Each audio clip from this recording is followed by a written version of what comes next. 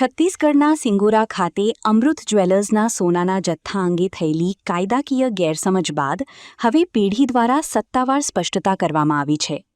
ગત 17 મેના રોજ રેગ્યુલર ચેકિંગ દરમિયાન જીએસટીના નિયમોની ગેરસમજને કારણે 10 કરોડની કિંમતના 9.40 કિલો સોનાના દાગીના પોલીસ દ્વારા જપ્ત કરવામાં આવ્યા હતા. આ મામલે અમૃત જ્વેલર્સના માલિક જીતેશ આડેસરા દ્વારા તમામ કાયદેસરના પુરાવા, બિલ અને હોલમાર્કિંગ વિગતો સાથે તપાસમાં સંપૂર્ણ સહયોગ આપવામાં આવ્યો હતો. આવકવેરા અને જીએસટી વિભાગ દ્વારા કરવામાં આવેલી ઝીણવટભરી તપાસમાં આ જથ્થો સંપૂર્ણપણે કાયદેસરનો હોવાનું સાબિત થયું હતું, જેના આધારે નામદાર કોર્ટે પણ તારીખ 29 મેના રોજ જપ્ત કરાયેલું સોનું સન્માનપૂર્વક પરત સોંપવાનો આદેશ આપ્યો છે. આ સમગ્ર ઘટના બાદ પેઢીએ ન્યાયતંત્ર અને તપાસ અધિકારીઓનો આભાર વ્યક્ત કરી પ્રામાણિક વેપારની જીત હોવાનું જણાવ્યું છે.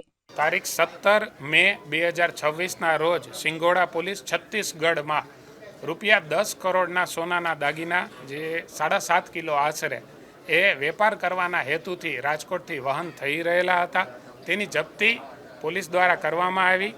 સંપૂર્ણ ડોક્યુમેન્ટ એમની સાથે હતા, પરંતુ એ ડિલિવરી ચલણ એ સમજી ન શક્યા અને એમને બિલની માંગણી કરી, પરંતુ બિલ વેચાણ ન થયું હોવાથી બિલ ન હોય ત્યારે આ વસ્તુ પછી એ લોકોએ કોર્ટમાં રજૂ કરેલો માલ, તો કોર્ટ, ઇન્કમટેક્સ અને જીએસટી ડિપાર્ટમેન્ટ આ ત્રણેય વિભાગોમાં અમે સમજાવ્યું કે ભાઈ આ ડિલિવરી ચલણ એ યોગ્ય ડોક્યુમેન્ટ છે, એના આધાર પુરાવા આપ્યા, અમે એમના માલિક છીએ એના આધાર પુરાવ્યા, બધા જ બિલો રજૂ કર્યા અને એ સંદર્ભે ઇન્કમટેક્સે અમને એનઓસી આપેલું, જીએસટીએ આપેલું અને ત્યારબાદ કોર્ટ દ્વારા આ માલ છે એ અમૃત જ્વેલર્સનો છે એ સાબિત થતાં તેમને છોડવાનો હુકમ તારીખ 29 મે 2026ના રોજ કરેલો હતો. આ માટે ગવર્મેન્ટે ઓલરેડી સર્ક્યુલર આપેલો છે 10/10/2017નો જીએસટીનો.